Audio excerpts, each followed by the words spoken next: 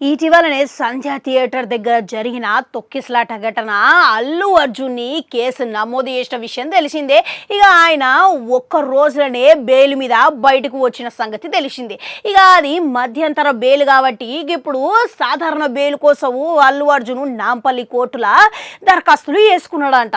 ఇక మొత్తం న్యాయస్థానం విచారణ జరిపిన తర్వాత కొద్ది రోజులలోనే తుది తీర్పు ఇవ్వబోతున్నదని సమాచారం అయితే వినబడుతున్నది.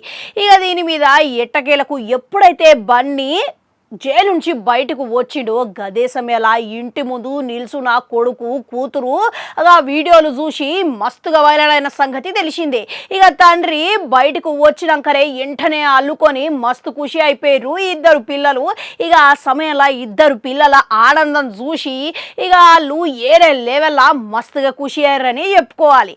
అయితే బన్నీ అరెస్ట్ అయిన తర్వాత ఇక ఇద్దరు పిల్లల కోసమే నేను ఆలోచించిన అని జానీ మాస్టరు ఇటీవలనే చెప్పిండంట. ఇక ఓ ఇంటర్వ్యూలో మాట్లాడుకుంటా కీలక వ్యాఖ్యలు చేసిండంట. గదిగిట్లా బన్నీ అరెస్ట్ గురించి ఆయన ఇప్పుడు స్పందించిండంట. గది ఏందనంటే ఇక బన్నీ ఎప్పుడైతే అరెస్ట్ అయిండో ఇక జైలు ముఖం ఎవ్వరికి ఇట్లా చూడకూడదు, శత్రువులైనా సరే కానీ జైలుకు పోకూడదు అని చెప్పి అన్నాడంట. ఇక బన్నీ అరెస్ట్ అయిన వార్త విన్నప్పుడు ఇక సోషల్ మీడియాలో చాలా మంది మీమ్స్ పెట్టిర్రు, మేము మస్తుగా ఖుషి ఉన్నామని ఇట్లా పెట్టిండని తెలిపిర్రంట. కానీ నిజానికి నేను ఆ వార్త విన్నప్పుడు కేవలం వాళ్ళ పిల్లలు మట్టుకే నాకు గుర్తొచ్చిర్రు అని సంచలనమైన వ్యాఖ్యలు వేసిందంట జానీ మాస్టరు.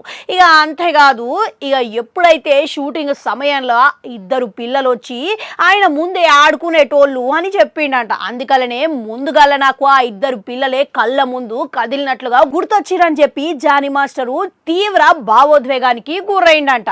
ఇక మరోపక్క ఈ కమెంట్లు సోషల్ మీడియాలో తెగ చక్కర్లు కొడుతున్నాయంట. ఇక అంతేకాదు బన్నీ అభిమానులు గిట్లకి ఇప్పుడు దీనికి స్పందిస్తున్నారంట, కమెంట్లు పెడుతున్నారంట. జానీ మాస్టర్ చెప్పింది నిజమేనని అందరూ రకరకాల కమెంట్లు పెడుతున్నారంట. ఇంతకు మొత్తం మీద బన్నీకి కోర్టుల ఎటువంటి తీర్పు ఇవ్వబోతున్నదంటారు? మీకేమనిపిస్తున్నది? కామెంట్లల్లా కమెంట్ పెట్టుర్రి. అట్లనాడు గంట ఉంటుంది, అది కూడా నొక్కురి మళ్ళొస్తా.